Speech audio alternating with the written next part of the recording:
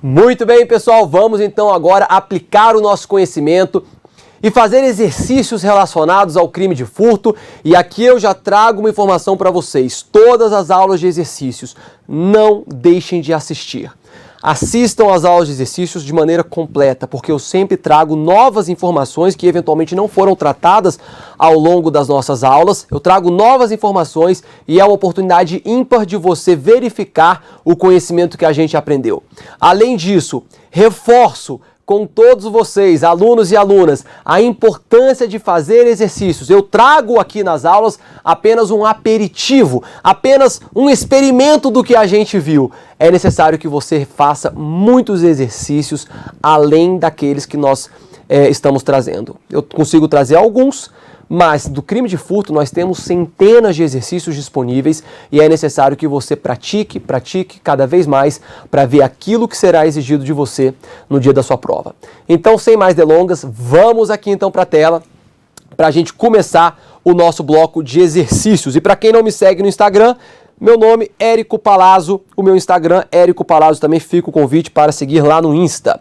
Tá aqui, pessoal, vamos nessa. Então, primeira questão, Câmara dos Deputados, consultor legislativo. A respeito dos crimes contra o patrimônio e do concurso de agentes, julgue os itens subsequentes.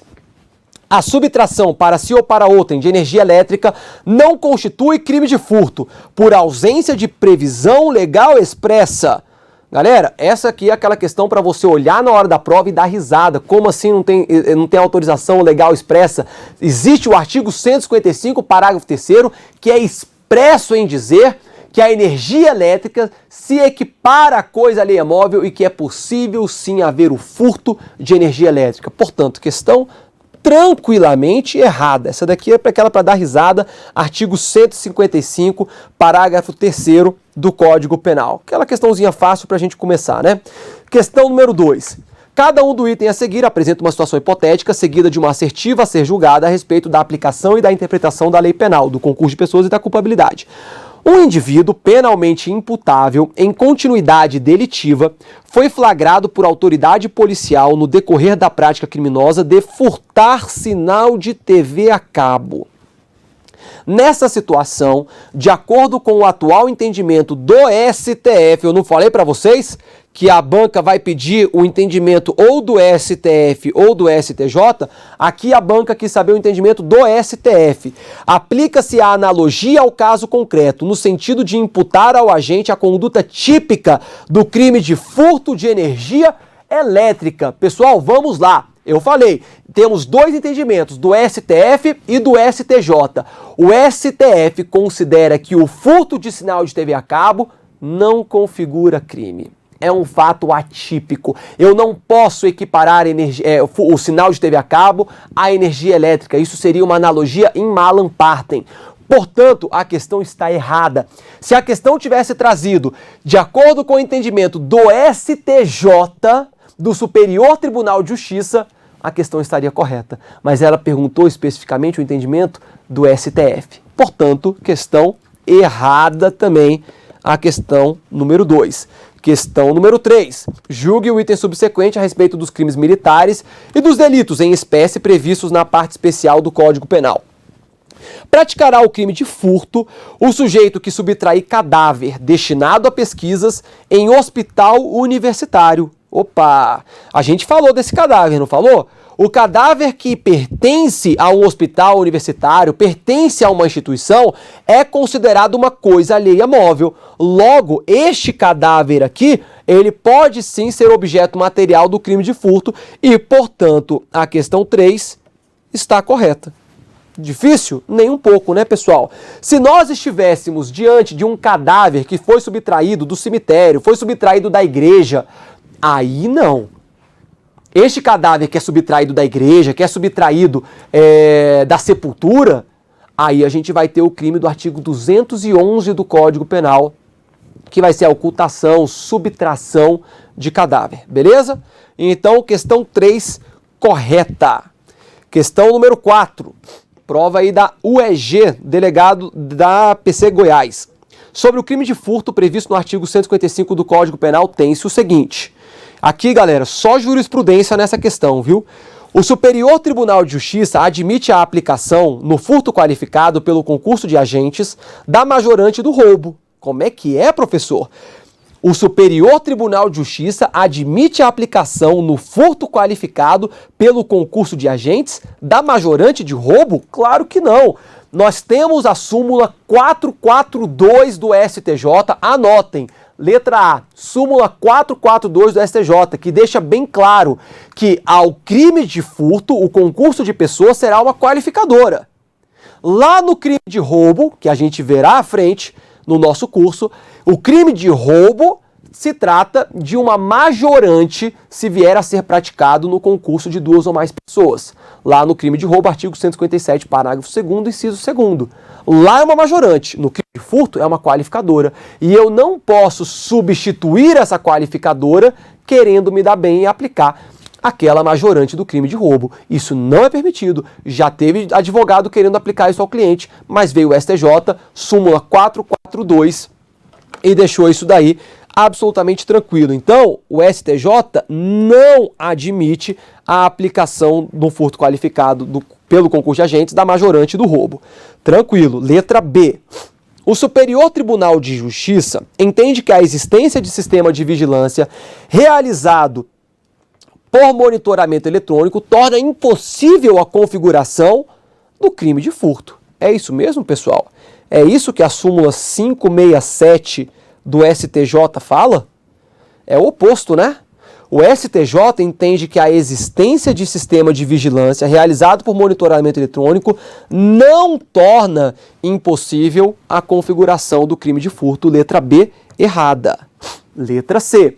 A expressão pequeno valor, requisito para o reconhecimento do furto privilegiado, equivale na jurisprudência a valor insignificante. É isso? De maneira alguma. A gente falou de maneira muito clara que pequeno valor, que vai ser possível a sua aplicação, então, do furto privilegiado, se o agente for primário também, lá do artigo 155, parágrafo 2º, o pequeno valor é aquele considerado até um salário mínimo. E já o valor insignificante vai variar, mas em regra não ultrapassa 10% do salário mínimo. Então, não é a mesma coisa pequeno valor e valor insignificante. É bem diferente o furto de bagatela, que é o furto em que se aplica o princípio da insignificância, é diferente do furto privilegiado do artigo 155, parágrafo 2º. Portanto, letra C, errada. Letra D. A jurisprudência do STJ não admite o reconhecimento do privilégio nas hipóteses de furto qualificado. Vamos lá. O reconhecimento do privilégio, que é o lado do furto privilegiado, nas hipóteses de furto qualificado. Pergunto a você, é possível o furto privilegiado qualificado? É possível a existência do furto híbrido? Sim, perfeitamente possível.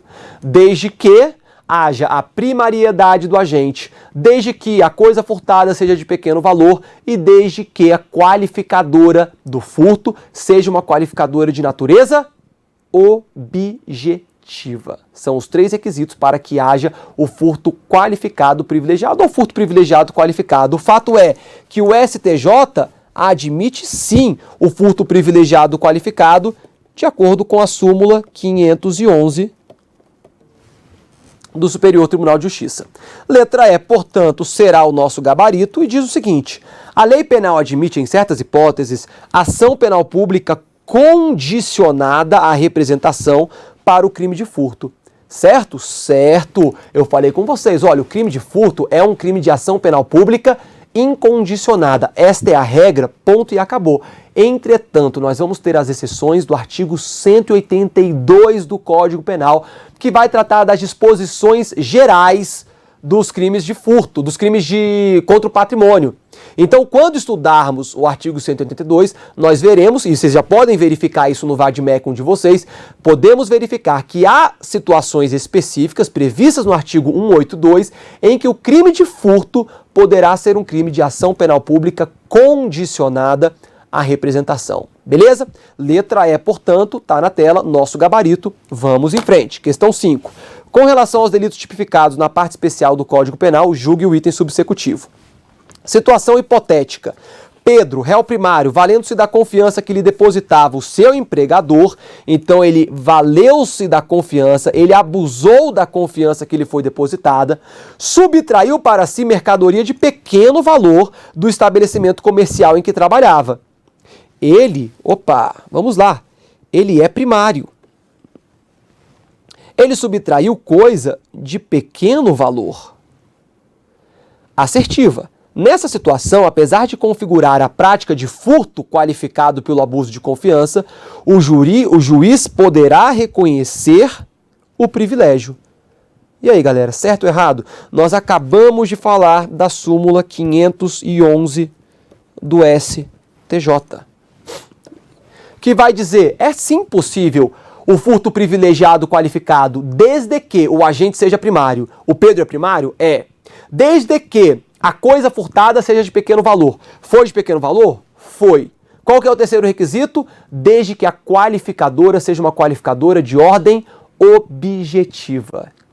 O abuso de confiança é uma qualificadora objetiva ou subjetiva? Subjetiva, né, pessoal? É a qualificadora subjetiva pacífica, contra a qual não há qualquer argumento. A fraude ainda está naquela zona cinzenta, o STJ tem considerado a fraude uma qualificadora subjetiva. Mas com relação ao abuso de confiança, não resta qualquer dúvida que se trata de uma qualificadora subjetiva. Logo, como o furto qualificado, esse furto privilegiado qualificado pelo abuso de confiança, foi qualificado pelo abuso de confiança, o juiz não pode reconhecer o privilégio. Ele vai responder pelo furto qualificado sem o privilégio do parágrafo 2º. Portanto, questão 5, gabarito errado. Beleza? Questão 6. Conforme jurisprudência dominante no STJ, nos crimes de furto e roubo, a consumação do fato típico somente ocorre com a posse mansa e pacífica, o que não se verifica no caso de perseguição imediata do agente e recuperação da coisa subtraída. Mais súmula, professor? Sim, mais súmula. Súmula 582 do STJ. Lembra que a gente falou que a súmula 582 do STJ se aplica especificamente ao crime de roubo. Mas a ideia da súmula 582 do STJ também é aplicável ao crime de furto. Tanto ao crime de furto quanto ao crime de roubo, nós vamos aplicar a teoria da apreensio ou teoria da amócio. E, portanto, o crime de furto, o crime de roubo vão se consumar com a mera inversão da posse, sendo prescindível, dispensável, desnecessária que essa posse seja mansa e pacífica. Portanto, a questão está errada. A consumação do fato típico somente ocorre com a posse mansa e pacífica? Não! Essa posse mansa e pacífica é dispensável para a consumação do crime de roubo. Portanto, questão 6, errada também. Questão 7. José, réu primário, após subtrair para si durante o repouso noturno, mediante rompimento de obstáculo, um botijão de gás avaliado em R$50 do interior de uma residência habitada, foi preso em flagrante delito. Tendo como referência essa situação hipotética, julgue o item subsecutivo, com base na jurisprudência dominante dos tribunais superiores a respeito desse tema. Na tipificação do crime praticado por José, admite-se o reconhecimento da figura do furto privilegiado. E aí, pessoal, admite ou não? Vamos lá, vamos analisar? De acordo com a súmula 511, professor, precisa ficar decorando o número de súmula? Claro que não. Você só tem que decorar a ideia das súmulas, tá bom? Não precisa ficar decorando o número de súmula, não. Eu falo aqui para que vocês tenham, poderem pesquisar e poderem verificar. Mas a súmula 511 vai falar, então, que são 3 requisitos para que haja o furto privilegiado qualificado. Agente primário, vamos lá. O José é primário? É. Ele subtraiu coisa de pequeno valor? Subtraiu. Botijão de gás avaliado em R$50. É uma coisa de pequeno valor porque não ultrapassa um salário mínimo. Professor, eu poderia aplicar aqui o princípio da insignificância? Talvez sim, tá bom? Mas em regra não seria aplicado porque a gente vai ter aqui o rompimento do obstáculo e vai ter também que foi praticado durante o repouso noturno. Então eu acharia difícil aplicar o princípio da insignificância. Por isso que a questão está falando sobre o furto privilegiado. Então eu tenho o primeiro requisito, o agente é primário, eu tenho o segundo requisito, a coisa furtada foi de pequeno valor. E agora eu preciso do terceiro requisito, que a qualificadora seja uma qualificadora de ordem objetiva. E qual que é a qualificadora, pessoal, que nós temos aqui? É o repouso noturno? Claro que não. O repouso noturno é uma majorante, vai aumentar a pena em 1/3. Não é uma qualificadora. A qualificadora é o rompimento de obstáculo. Artigo 155, parágrafo 4º, inciso 1º. Esta qualificadora é uma qualificadora objetiva, professor? Sim, é uma qualificadora de natureza objetiva. É possível, portanto, que eu tenha o furto privilegiado qualificado nessa hipótese? Sim, é possível. Então, na tipificação do crime praticado por José, admite-se o reconhecimento da figura do furto privilegiado? Correto, admite-se. Professor, qual que seria a tipificação desse crime? Ficaria assim, ó. Ele responderia, então, pelo artigo 155, parágrafo 4º, inciso 1º, combinado com o parágrafo 2º, que é o furto privilegiado, e ainda combinado com o parágrafo 1º do artigo 155. Por quê? Porque depois de feito tudo isso daqui, ele responderia sim por esse aumento de pena do furto noturno. Olha só que situação interessante. A gente aplicando 3 parágrafos do crime de furto. Parágrafo 1º, parágrafo 2º e parágrafo 4º na mesma situação. Bonito, né? Vamos lá então, galera. Questão 7, portanto, está absolutamente correta. Questão 8. A respeito do conflito aparente de normas penais, dos crimes tentados e consumados, da tipicidade penal, dos tipos de imprudência, do arrependimento posterior, julgue o seguinte item. Beleza, vamos lá. Aquele que vender a terceiro de boa-fé coisa que tenha furtado praticará os crimes de furto e estelionato, já que lesionará bens jurídico-penais de pessoas distintas. Eu não falei para vocês que eu trato de temas nas questões que eu não trouxe no conteúdo? Tá aqui um exemplo. Eu não falei com vocês sobre isso daqui antes. Olha só a situação então, porque isso daqui também cai muito em prova. Olha aqui a situação. Eu tenho o ladrão, tá bom? Que subtraiu um aparelho celular. Ele subtraiu um aparelho celular e agora ele vende este aparelho celular ao terceiro de boa-fé. Bota aqui uma areola aqui, ó, anjinho, tá bom? Ele não sabe de nada, ele não sabe que esse aparelho celular aqui é furtado. Então ele entrega o dinheiro e recebe o aparelho celular. Beleza. Pessoal, este sujeito, vou pegar outra cor aqui. Este sujeito, ele praticou, antes de vender esse aparelho celular, ele praticou o crime de furto. Não foi isso? Ele furtou esse aparelho celular. Então ele praticou o crime do artigo 155 do Código Penal. No momento que ele entrega e vende esse aparelho para um terceiro de boa-fé que não sabe que se trata de um objeto furtado, este agente aqui, ele pratica novo crime? Olha só.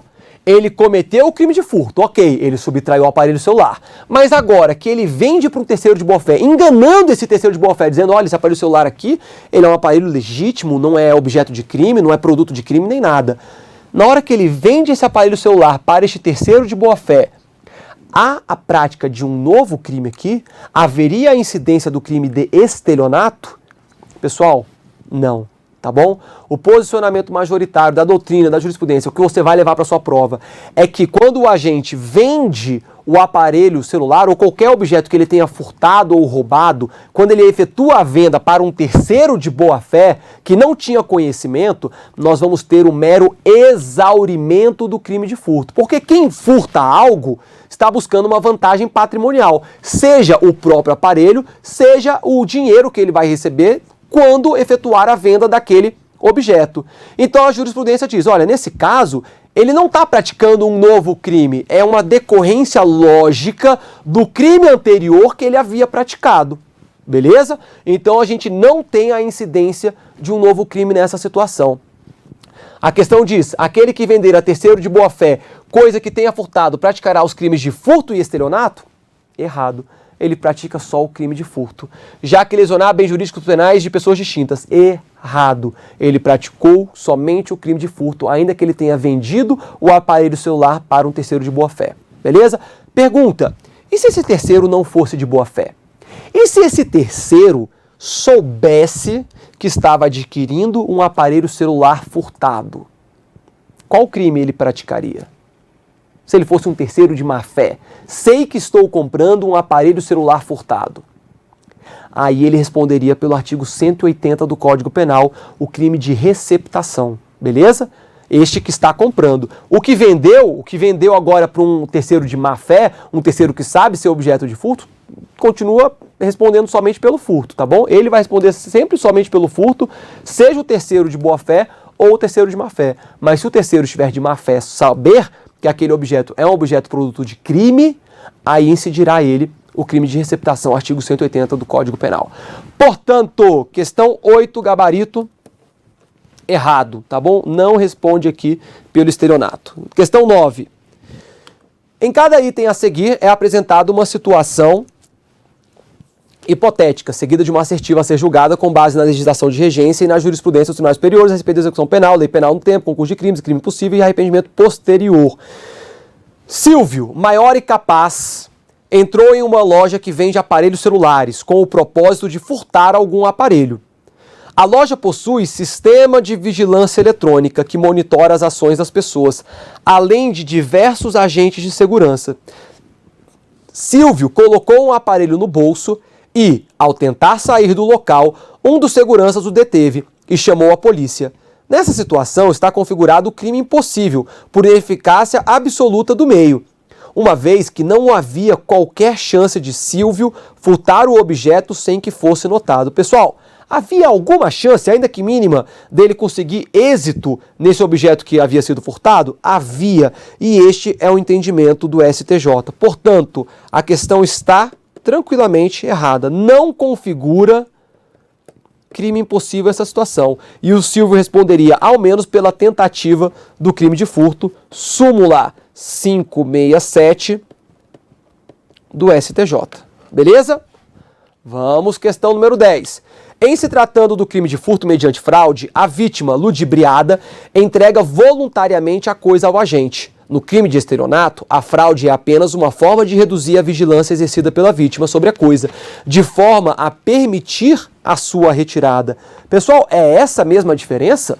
Será que não é o oposto que a gente falou, não? Olha só, em se tratando do crime de furto mediante fraude, que vai ser um furto qualificado, a vítima ludibriada entrega voluntariamente a coisa ao agente?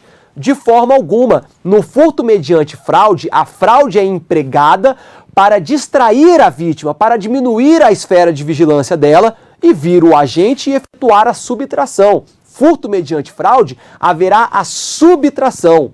Essa situação tratada aqui é o estelionato.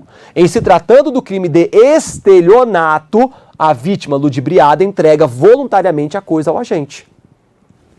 No crime de estelionato, errado. No crime de furto mediante fraude, a fraude é apenas uma forma de reduzir a vigilância exercida pela vítima sobre a coisa, de forma a permitir a sua retirada. Tudo o que nós conversamos na aula, não há dificuldade. É entender a distinção entre estelionato e furto mediante fraude. Fechou? Portanto, questão 10, tranquilamente, questão errada. Muito bem. Questão número 11. Carlos, guarda municipal, durante seu horário de trabalho, verifica que Joana, declarando-se vendedora de roupas, aproxima-se de Marta e passa a lhe mostrar as saias que teria para venda. Calma aí, então. Essas historinhas a gente tem que ficar atento. Eu tenho o Carlos, tá bom? Que é o guarda municipal. Durante seu horário de trabalho, verifica que Joana... Então tem aqui a Joana... declarando-se vendedora de roupas, aproxima-se de Marta. Então ela chega perto da Marta aqui e passa a lhe mostrar as saias que teria para venda. Então tinha saias aqui, como é que desenha saia? Pronto, não, aqui foi um quadrado. Aqui, ó. Aí ficou bonito, né, pessoal? Ó, ó. Ah, moleque. Olha só, uma saia xadrez, tá bom? Então ela oferece essa saia xadrez para a Marta. Enquanto Marta analisava as roupas apresentadas, Joana, aproveitando-se da situação criada, pega o telefone celular de Marta, que estava em cima do banco. Então, enquanto a Marta estava olhando aqui a saia, vem a Joana e subtrai o aparelho celular da Marta. A Joana subtrai o aparelho celular da Marta, que estava em cima do banco. Em seguida, Joana tenta deixar o local dos fatos, levando o telefone e as saias. Reparem que houve a inversão da posse. A Joana entrou na posse desse aparelho celular, houve aí a consumação do furto, levando o telefone e as saias, pois, na verdade, não era vendedora, mas vem a ser presa em flagrante pelo Carlos. Encaminhada à delegacia e confirmados os fatos, Joana deverá ser responsabilizada pelo crime de: letra A, furto simples. Letra B, furto mediante fraude. Letra C, estelionato. Letra D, apropriação indébita simples. Letra E, apropriação indébita majorada pela fraude. E aí, pessoal, me deixem orgulhosos. Qual foi o crime praticado pela Joana? Ela obteve essa vantagem? A Marta entregou para ela o aparelho celular? Não. Esta fraude que a Joana utilizou fingindo ser vendedora de saia foi um meio empregado para diminuir a vigilância da Marta e subtrair o seu aparelho celular. Logo, eu tenho furto mediante fraude. Furto qualificado pela fraude. Letra B será o nosso gabarito. Fechou? Vamos em frente, então. No que se refere a crimes contra o patrimônio, julgue o item subsequente. O reconhecimento do furto privilegiado é condicionado ao valor da coisa furtada, que deve ser pequeno, e à primariedade do agente, sendo o privilégio um direito subjetivo do réu. Gostei, vamos lá por partes? O reconhecimento do furto privilegiado é condicionado ao valor da coisa furtada. Verdade, esse é um dos requisitos do furto privilegiado, lá do artigo 155, parágrafo 2º. E esse valor deve ser pequeno, beleza. Está condicionado também à primariedade do agente. São exatamente os dois requisitos do furto privilegiado. E aí, a questão então arremata. Sendo o privilégio um direito subjetivo do réu. Lembra? Se o agente é primário, se a coisa furtada é de pequeno valor, se houver o reconhecimento dos requisitos do furto privilegiado, apesar do artigo 155, parágrafo 2º, utilizar o termo pode, o juiz pode substituir a pena de reclusão pela detenção, pode diminuir a pena de 1 até 2/3, pode aplicar somente a pena de multa, nós temos que entender aquele pode como um deve, um dever. E a discricionariedade do juiz é unicamente em relação a quais benefícios serão aplicados no caso concreto. Mas o reconhecimento do privilégio, a aplicação de pelo menos uma daquelas consequências do furto privilegiado é sim direito subjetivo do réu. Beleza? Portanto, questão absolutamente correta. Questão 13.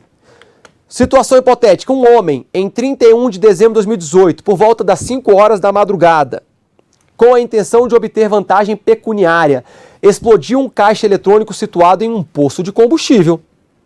Assertiva. De acordo com o STJ, ele responderá criminalmente por furto qualificado em concurso formal impróprio com o crime de explosão majorada. E aí, galera, certo ou errado? Tranquilo, né? Tranquilo. Ele explodiu o caixa eletrônico para obter essa vantagem pecuniária, para subtrair o dinheiro desse caixa eletrônico, o numerário desse caixa eletrônico. E, para tanto, ele usou da explosão.